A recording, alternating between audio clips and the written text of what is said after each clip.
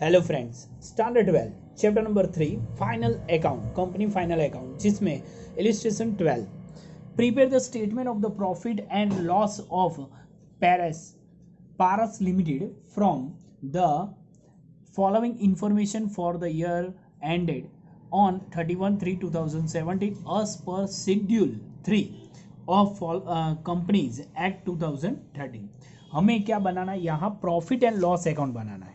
बराबर, तो जो फॉर्मेट आगे जो दिया था प्रॉफिट एंड लॉस अकाउंट वो सेम लिख देना है, उसमें कोई भी चेंजेस नहीं। पहले ये कॉलम तो पूरी उसमें जो फॉर्मेट हमने प्रिपेयर किया था तो वो कंप्लीट यहाँ लिखना है।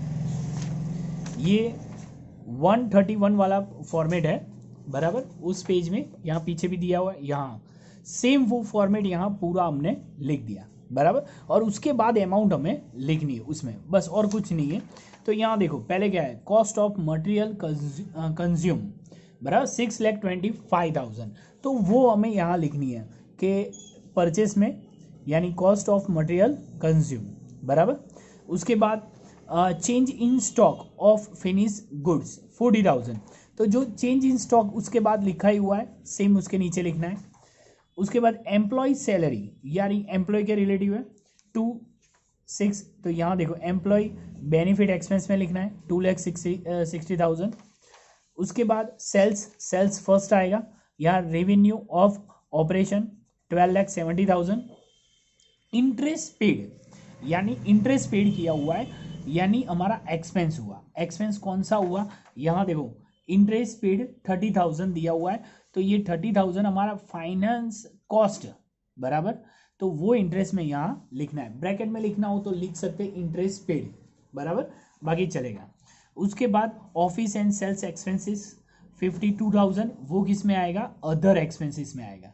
ओके, उसके सामने हमें लिख देना है। डेप्रिसिएशन ऑन फिक्स एसेट्स, बराबर, वो जो लिखनी है वो यहाँ लिखेंगे, डेप्रिसिएशन एंड फिक्स एसेट्स 28,000।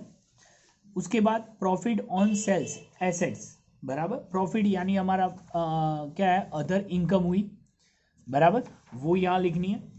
उसके बाद provision for the 50% of tax, यानी क्या लिखेंगे, ये पहले इनकम का टोटल किया, यहाँ लिखना है। बाद एक्सपेंस का टोटल किया ना, यहाँ लिखना है, और इसमें से ये माइनस करो, बराबर, यानी 2,70,000 हमारा टोटल प्रॉफिट हुआ, बराबर, बिफोर टैक्स, बराबर। उसके बाद टैक्स कितना है 50%, यानी 2,70,000 उसका 50% करो, बराबर।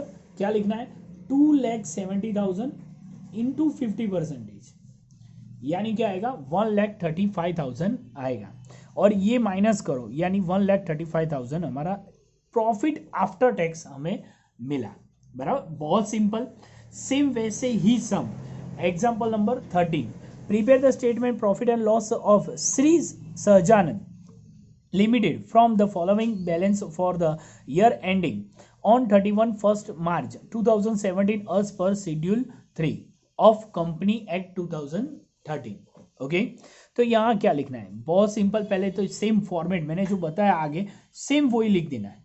ओके, उसमें कोई भी चेंज नहीं, सेम फॉर्मेट हमें लिखना है। उसके बाद ऑफिस एंड सेल्स एक्सपेंसेस, तो वो कहाँ लिखेंगे, अदर एक्सपेंसेस में। यहाँ देखो ब्रैकेट में लिखा हुआ है, सेम वैसे यहाँ ब्रैकेट में लिख सकते थे, बराबर।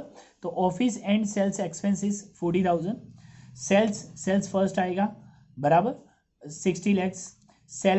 सैलरी हमारे क्या है, एम्प्लॉयज बेनिफिट एक्सपेंस है, तो यहाँ देखो सैलरी प्लस वेजेस दोनों एम्प्लॉय के रिलेटिव है, बराबर, तो दोनों साथ में ऐड करके लिखा हुआ है, यानी 5 lakhs एंड 40,000, ये दोनों ऐड करके यहाँ 5 lakhs 40,000 लिखा है।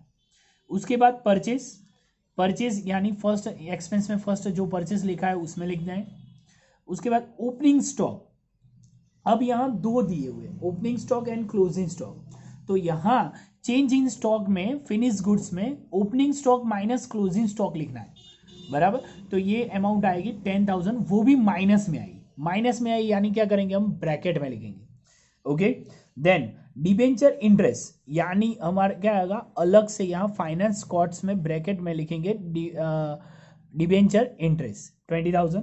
Profit on sales of investment, यानी हमारा बेनिफिट हुआ, अदर इनकम में लिखना है, बराबर। सेल्स के अलावा जो भी हमें प्रॉफिट होता है वो अदर इनकम में लिखेंगे।